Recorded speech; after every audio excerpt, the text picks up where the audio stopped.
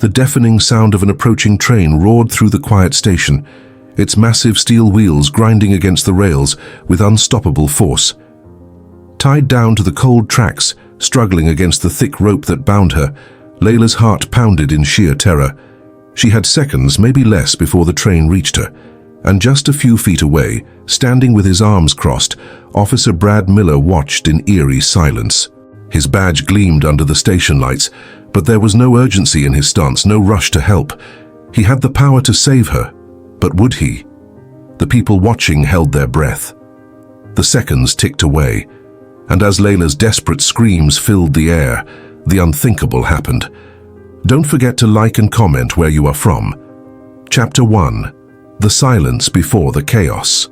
The station was almost empty, bathed in the pale glow of flickering streetlights. The air was cold, carrying a sharpness that cut through the silence of the night. The platform stretched endlessly, the only sounds being the distant hum of an approaching train and the occasional crackle of static from an old radio inside the control room. Layla Carter was tied down to the train tracks. Her breath came in ragged, panicked bursts, fogging up in the crisp air. The rough texture of the ropes dug into her wrists and ankles, burning her skin as she struggled. She could feel the cold steel beneath her, pressing against her spine, making every breath feel like a battle. She had to get out. She had to move. But she couldn't. The knots were too tight, her body too restricted. No matter how much she thrashed, the restraints wouldn't budge. Her heartbeat thundered in her ears, drowning out everything else. And then she saw him, Officer Brad Miller. He stood just a few feet away, his uniform crisp, his badge gleaming under the pale light of the station. His arms were crossed over his broad chest, his eyes cold and calculating as he watched her struggle. There was no urgency in his posture, no sign of concern. He wasn't reaching for his radio. He wasn't running toward her. He wasn't helping. Layla's throat went dry as she gasped for air, her mind racing to make sense of the situation. The train was coming. She could hear the distant roar, the metal wheels grinding against the tracks as it drew closer. She looked up at him, her voice shaking. "Do you have to untie me? Please, I don't have much time." Brad tilted his head slightly, a slow smirk creeping onto his lips. His hand rested lazily on his utility belt, fingers tapping against the handle of his holstered gun. "And why would I do that?" Layla's stomach twisted. "What? Are you serious? I'm going to die if you don't help me." Brad let out a low chuckle, shaking his head. His boots scuffed against the concrete as he took a slow, deliberate step closer. His eyes gleamed with something dark, something that made Layla's blood turn to ice. "People like you don't usually get second chances." The way he said it was casual, almost conversational, as if he were commenting on the weather rather than someone's impending death. Layla's entire body trembled as she yanked against the ropes again, her skin burning from the friction. No, this can't be happening. She didn't know how she got here. Her memory was foggy, fragmented. The last thing she could clearly recall was leaving her apartment late that night, heading home from a friend's house. There was a police car, flashing lights, then nothing. Now she was here, trapped, helpless, and he wasn't going to save her. The train's horn screamed in the distance. Layla flinched, panic gripping her chest like a vice. "What the hell is wrong with you? You're a cop. You swore to protect people." Brad let out a slow breath through his nose, as if deeply unimpressed by her words. He crouched down beside her, resting his forearm on his knee as he studied her face. "You're really desperate, huh?" he mused. Layla's eyes burned with tears, her breath coming out in short, shallow gasps. She was seconds away from being crushed, and this man, this supposed protector, was just standing there, watching. Her voice cracked as she screamed, "Help me!" Brad's smirk twitched, and for a moment, just a moment, something flickered in his expression. Doubt. It was barely there, almost imperceptible, but Layla caught it, and she clung to it like a lifeline. She had one shot at making him hesitate long enough to give her a chance. Through gritted teeth, she spat out her words. "If you let me die, they'll know it was you." That made him pause. Brad blinked, his jaw tightening just slightly. The confidence in his posture wavered. Not much, but enough. Layla could see the wheels turning in his head, the momentary crack in his composure. He hadn't expected her to say that. For the first time since this nightmare began, Layla felt a sliver of control slipping back into her grasp. The train was close, too close. The ground vibrated beneath her, the powerful force of the locomotive sending tremors through the metal rails. Her time was almost up. She had to make him act. With every ounce of strength left in her, she stared directly into his eyes and hissed, "You're not going to get away with this." Brad's smirk vanished, and in that moment, something changed. Chapter 2. A game of seconds. The night air felt heavier, thick with tension, as if the entire universe had shrunk down to this one moment, this one decision. The train was close enough now that Layla could see its massive headlights slicing through the darkness, a blinding beacon of death roaring straight toward her. The ground beneath her vibrated with raw power, and each pulse of the approaching behemoth sent a fresh jolt of panic through her system. Her body screamed for survival, yet despite the impending doom, Officer Brad Miller still hadn't moved. His smirk had vanished.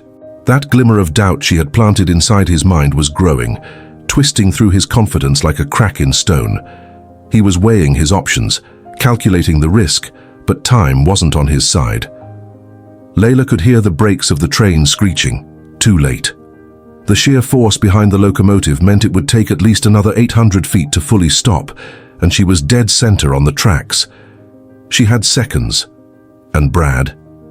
He was still hesitating. Layla gritted her teeth, yanking at the ropes until her skin burned raw. She could barely breathe, the panic in her chest threatening to suffocate her before the train even arrived. "What the hell are you waiting for?" she screamed, her voice barely audible over the deafening roar of the metal beast barreling toward her. Brad's fingers twitched near his belt, hovering over his utility knife. He could cut the ropes. He could save her. But he still wasn't moving. Layla could see the war in his eyes, the battle between his prejudice and his conscience. She was a black woman. She was someone he had looked down upon for years. And now, she was a problem he didn't know how to solve. But if he let her die... Layla could see it in his face, the realization that this moment wouldn't just disappear. The police department could try to cover it up, but what if someone was watching? What if there was a camera, a witness? His hesitation was stretching thinner, the internal conflict eating away at him. But the train was still coming. Too close. Layla forced herself to stop begging. He wouldn't react to desperation. He would only react to fear for himself. So she twisted the knife deeper. "You're being watched," she gasped, locking her gaze onto him like a steel trap. His pupils shrank, a flicker of panic. She had him. "If you let me die, you're done." Brad's nostrils flared, his whole body stiffening. Then, finally, he moved. With a sharp, angry breath, he dropped to his knees beside her, his gloved hands yanking his knife from his belt. Layla gasped in relief, her heart slamming against her ribs as he sliced the first rope. She wasn't going to die. She wasn't... Crack! A boot to the face. Layla's world spun as a sudden violent impact sent her head snapping sideways. Stars exploded behind her eyes. The pain was instant, sharp and disorienting, but the horror that followed was even worse. Brad had just kicked her. He wasn't trying to save her. He wasn't cutting her loose. He was keeping her down. Her mind was still trying to reboot when she felt his hand wrap around her throat, pressing her into the cold steel rails. "You just couldn't shut up, could you?" he hissed, his grip tightening. His knee pressed against her chest, pinning her completely. Layla's breath caught in her throat. No, he wasn't just hesitating. He was making a choice. He wanted her to die. The train was seconds away. The sheer force of the incoming wind whipped against her face, pushing her braids back as she struggled beneath him. Her lungs burned, her vision blurred. Fight. The word slammed into her mind like a gunshot. Fight. With every ounce of energy left in her, Layla jerked her knee upward, slamming it into Brad's ribs with all the force she could muster. He grunted, caught off guard, his grip loosening just slightly. It was enough. She twisted violently, rolling her shoulder and bucking her body sideways. The ropes tore. Layla barely had time to process it before she felt herself falling, tumbling off the tracks, hitting the gravel with a bone-jarring crash. The train screamed past her at full speed. inches from where she had been lying. She couldn't even process the near-death experience yet because Brad was still there. He had stumbled back from her escape, his expression flickering from shock to pure rage. Layla didn't wait. She pushed herself up, ignoring the pain radiating through her limbs, and ran. The adrenaline masked everything: her bruises, her burning muscles, the sharp sting of her bleeding wrists. Nothing mattered except getting away. Behind her, Brad's furious voice ripped through the station. "Stop, get back here!" She didn't. She couldn't. Layla sprinted toward the darkened end of the station, where an alley led to the streets. If she could just make it to the city, find someone, anyone, she could tell them what happened. But then, a gunshot. The sound cracked through the air like a thunderclap, sending a white-hot bolt of terror through her chest. She wasn't hit, but the bullet had missed her by inches. Her feet slammed against the pavement even harder, her mind screaming at her to move faster, faster. Another gunshot, then footsteps. Brad was chasing her, and he wasn't planning to let her leave this station alive. Chapter 3. The hunt begins. The cold night air burned in Layla's lungs as she sprinted through the darkened alleyway, her heart slamming against her ribs like a war drum. Her bare feet, scraped and raw from the rough ground, pounded against the pavement as she pushed herself forward, faster, harder. Behind her, the echoing thud of boots slamming against the concrete told her Brad Miller was still coming. He wasn't just chasing her, he was hunting her. The gunshot had missed her by inches, but it had been enough to send a surge of pure terror through her veins. He wasn't shooting to scare her, he was shooting to kill. Layla's entire body was trembling from the adrenaline, from the near-death experience, from the reality that she had just barely escaped being crushed under a train. And now, she had to survive this too. Another gunshot cracked through the night. Pop! A spray of shattered brick exploded beside her as the bullet hit a wall just to her right. Too close. Too damn close. Layla ducked and veered left, darting behind an old stack of shipping crates near the abandoned train yard, her breath coming in sharp, shallow gasps. She forced herself to stay quiet, pressing her back against the cold wood, her mind racing through every possible escape route. Think, Layla, think. She had no phone, no weapon, no idea where she even was. But she had to survive. Another pair of footsteps approached, slower this time, calculated. Brad was close. The man had the arrogance of a predator who knew his prey was cornered. His deep, controlled breathing was just audible enough for her to track. He wasn't in a hurry. He thought he had already won. Layla bit her lip to keep herself from gasping too loudly. Then she heard it, his voice. "Come on now, I know you're hiding." The casual confidence in his tone made her stomach turn. He was enjoying this. He was enjoying hunting her. Layla's pulse pounded as she dared to peek around the crate, just enough to see him. Brad stood in the open stretch of pavement, his gun still raised, his gaze scanning the shadows with a cruel smirk. There was nowhere left to run. If she bolted now, he would shoot her before she even got 10 feet. Layla pressed her back harder against the crate, trying to control her shaking breaths. She needed a plan. She couldn't outrun a bullet, but maybe she could outsmart him. There had to be something she could use. Then she saw it just a few feet away from her hiding spot. A rusted metal rod, partially covered by weeds near the edge of the platform. It wasn't much, but it was something. Layla clenched her jaw. She had one shot. She had to make it count. Brad's footsteps grew closer. She waited. Closer. She held her breath. Now. Layla lunged from her hiding spot, grabbing the metal rod with both hands and swinging it with every ounce of strength left in her body. Crack! The impact was brutal. The rod slammed against Brad's wrist, sending his gun flying. A split second of shock crossed his face. Layla didn't hesitate. She swung again. This time, the metal struck the side of his head. Brad stumbled back, his knees buckling as he hit the pavement with a heavy grunt. He was down. Layla's breathing was erratic, her hands trembling as she gripped the weapon. She had the advantage. She should run. But what if he got back up? What if he still caught her? A deep, animalistic rage burned inside her chest. This wasn't just about survival anymore. This man had tried to kill her, and she wasn't going to let him get another chance. Layla clenched the rod tighter, stepping forward, ready to swing again. Then suddenly a new sound ripped through the air. Sirens. She froze. Police sirens. The distant wail grew louder, closer, flashing lights reflecting off the dark alley walls. Brad groaned on the ground, his face twisted in pain and fury. Layla's pulse spiked with panic. They were coming. But were they coming to help her? Or to cover for him? She had no time to find out. Layla dropped the rod and turned, and she ran. Faster than before, her feet barely touching the ground as she disappeared into the darkness. Brad's voice rang out behind her, hoarse and furious. "You're dead, Carter! You hear me? Dead!" But Layla didn't stop. She didn't look back. She only ran. Chapter 4. No Safe Haven. Layla's lungs burned. Her legs screamed for mercy. But she couldn't stop running. Not now. Not when the police sirens were still wailing in the distance, closing in on her like wolves on a wounded deer. Not when Brad Miller was still alive.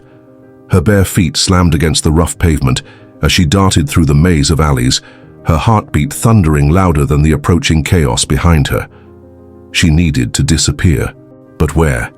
She was in an industrial district near the train station, a labyrinth of warehouses, abandoned loading docks, and narrow side streets. It was late, and most businesses were already locked up for the night. No one to help. No doors to knock on.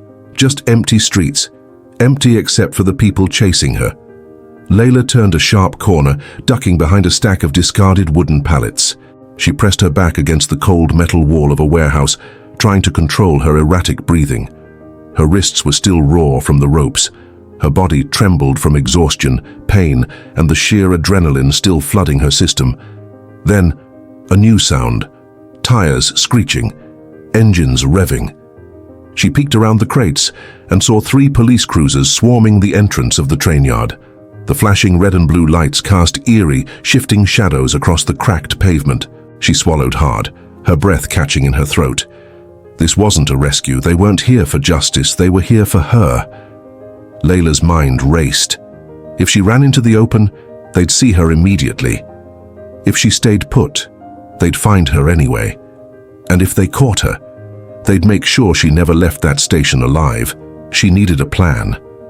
Now. Her eyes darted around the alley, searching for anything, any escape route. Then she spotted it. An open dumpster. It was disgusting, filled with trash and reeking of rotten food, but right now, it was her best chance. Layla didn't hesitate. She sprinted toward it, heart pounding, and climbed inside.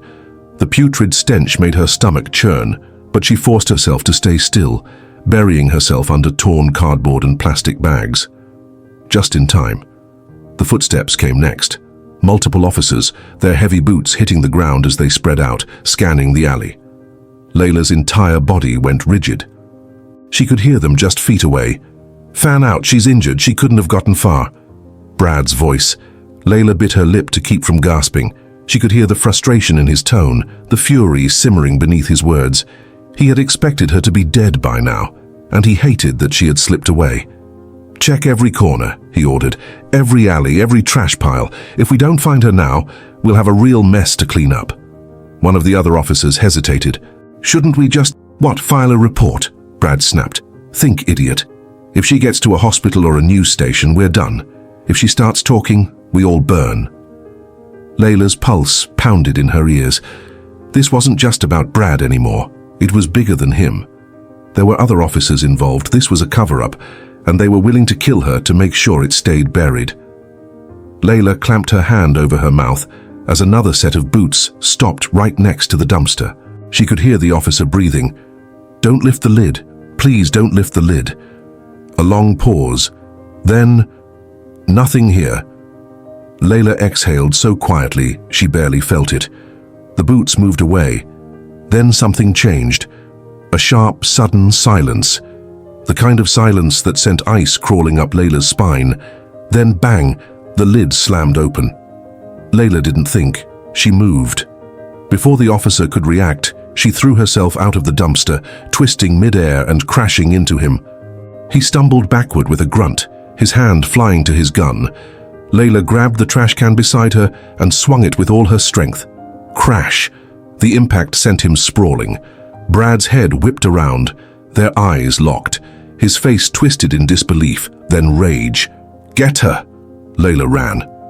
The alley was too narrow for them to follow in their cars, but they were on foot now. She could hear them. Brad was shouting orders. More engines roared to life. They were sending units ahead to cut her off. She was running out of time. Layla pushed herself forward, her legs screaming in protest. She reached the end of the alley and stopped cold. A chain-link fence, 10 feet high, barbed wire at the top. No time to go back. No way to go forward. Trapped. Behind her, the footsteps closed in. "End of the line, Carter." Layla turned, breathing hard. Brad stood at the entrance of the alley, his gun pointed straight at her. The other officers spread out behind him, blocking every possible escape route. Nowhere left to run. Brad tilted his head. He was smiling. He thought he had won. Layla's fingers curled into fists. Her body was exhausted. Her mind was racing, but she wasn't giving up. Not now. Not ever. Brad sighed. "You should have just stayed on the tracks." Then, he pulled the trigger. Chapter 5. A bullet and a miracle. The gun fired. A flash of light. A deafening bang. Layla's body reacted before her mind could. She dove to the side, her instincts taking control, feeling the hot rush of air as the bullet whizzed past her ear. Too close. She hit the ground hard, rolling on the rough pavement, the impact rattling every bone in her body. Brad cursed. He had missed. Layla's mind was already working at lightning speed. She had seconds. She pushed herself up, only to find another gun pointed at her. One of the other officers, a younger guy. His hands were shaking, his grip unsteady. He didn't want to do this. Layla's sharp eyes caught his hesitation. A weakness, an opening. She locked eyes with him, held them. "Don't do this," she panted. "You don't have to." The young officer hesitated. His grip loosened just slightly. And then, Brad screamed, "Shoot her!" Layla moved first. She lunged forward, knocking the gun aside just as the officer fired. Bang! The bullet went wide, shattering a window behind them. Layla didn't stop. With every ounce of strength left in her body, she slammed her knee into his ribs, knocking the wind out of him. He stumbled back, wheezing. Layla grabbed his gun. For the first time tonight, she was armed, and she wasn't afraid to use it. She spun around, raising the gun. Brad's pistol was already aimed at her. Their eyes locked. A deadly moment of stillness. "Drop it, Carter." Layla's finger hovered over the trigger. Brad was taunting her, daring her, because he knew. He knew she wouldn't shoot. She was a cop once too. She had sworn to protect. But Brad, he had never been bound by that oath. His smirk widened. "You're not a killer, Layla." Layla's chest heaved. Her hands trembled around the grip. Her mind flashed back to the tracks, to the feeling of cold steel against her back, to the roar of the train coming for her, to the moment she knew he wanted her dead. Her grip tightened, for a fraction of a second. Just one. She considered it. She considered ending him. But then, screeching tires. A new set of flashing lights. More sirens. Brad's eyes flicked sideways, just for a split second. That was all Layla needed. She dropped low, twisting her body as she swept his legs out from under him. Brad crashed backward onto the pavement, his gun clattering away. Layla didn't stop to think. She ran. Brad was screaming again. "Stop her! Don't let her!" But it was too late. The new police cars had already swarmed the alley. Officers jumped out, guns drawn, but not at her, at Brad. Layla's eyes widened. Something was wrong. Then she saw him. The man stepping out of the lead car, Captain Darnell King, her former boss, the only person she still trusted. And the moment his gaze met hers, she knew she was finally safe. Chapter 6. Truth in the shadows. Layla's body wanted to collapse. Every muscle screamed for rest. But she couldn't stop now. Not when Captain Darnell King had just arrived. Not when Brad Miller was still on the ground, glaring up at her like a cornered animal. Not when the truth was finally about to come out. The alley was now flooded with police. The flashing red and blue lights bounced off the warehouse walls, casting eerie, shifting shadows. Some of these cops, Layla recognized. Others, she didn't trust. Darnell stepped forward, his expression unreadable. His eyes flicked from her to Brad, to the gun still in her shaking hands. Layla. His voice was calm but firm. Drop the weapon. Layla hesitated. Her pulse still thundered in her ears. Her body still wanted to fight. But then she looked at him. Really looked at him. Darnell wasn't just another cop. He had been her mentor, the man who had taught her how to handle pressure, how to keep a level head. She wasn't alone anymore. Layla exhaled, then slowly lowered the gun. One of Darnell's officers stepped forward, taking it from her carefully. Brad laughed, a low, bitter chuckle as he shook his head. You have no idea what you just did, King. Darnell's jaw tensed. I know exactly what I did. He turned to two officers. Cuff him. Brad's smirk didn't falter. Really? You think this is going to stick? You think I don't have friends? Layla clenched her fists, the arrogance.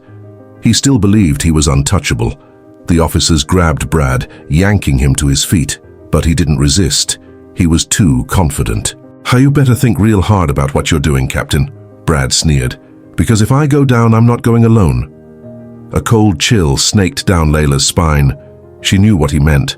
Other cops were involved, and he was threatening to drag them all down with him. Good. Darnell stepped closer, eyes dark. You think I care? Brad's smirk wavered for the first time. Darnell leaned in. You tried to kill one of my own. His voice was low, deadly.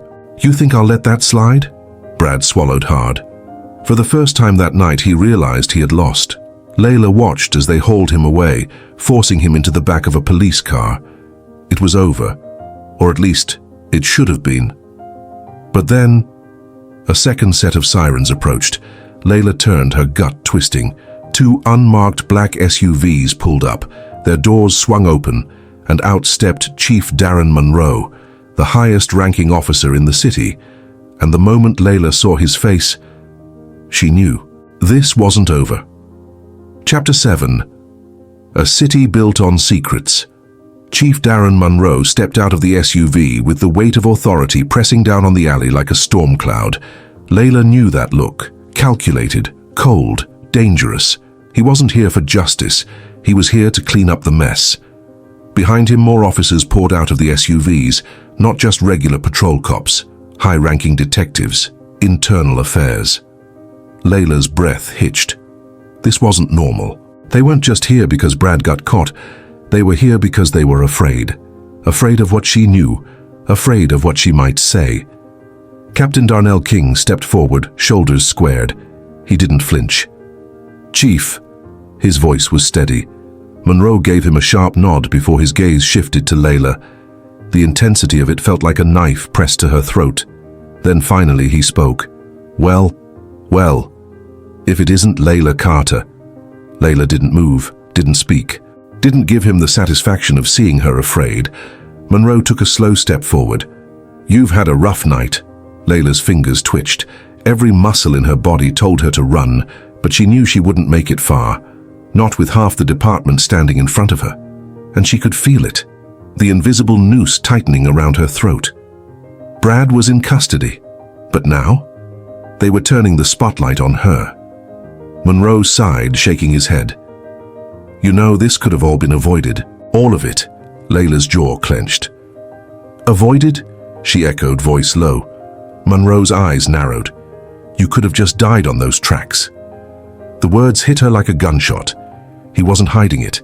He was telling her, right to her face, that this was supposed to end differently, that she was never meant to leave that train yard alive. Darnell stepped in front of her. His entire body was tense, his hand hovering near his holster. Chief, I suggest you choose your next words carefully. Monroe's expression didn't change, but the officers behind him, they stiffened. Tension crackled in the air. A single wrong move, and this alley would turn into a war zone. Layla could feel it. She wasn't walking out of here without a fight. But then, a voice cut through the tension. We have a problem. Everyone turned. One of the detectives from Internal Affairs stepped forward, holding a tablet. His face was pale, shaken. Monroe's entire demeanor shifted. "What?" The detective licked his lips. His hands trembled slightly. "It's the news." Layla felt the air shift. Monroe snatched the tablet from the detective's hands, and the second he saw the screen, his face went white. Layla's pulse spiked. She stepped forward, craning her neck. And then she saw it. The breaking news alert. Exclusive footage leaked. Police brutality, corruption, and a cover-up at the highest levels. Layla's stomach dropped. She barely registered Monroe's sharp intake of breath. She barely heard Darnell's low curse. Because she saw the video playing on the screen. It was her, bound to the tracks, the train bearing down on her, Brad and his men standing back, laughing. Layla's breath caught in her throat. The world had seen everything. She was supposed to die. But now everyone knew. Monroe's hands curled into fists. For the first time, he looked afraid. His entire career, his power, his control over this city, it was crumbling right in front of him. Layla's lips curved into a slow, deadly smile, and then she said the words that sealed his fate. "Looks like you're out of time, Chief." Chapter 8.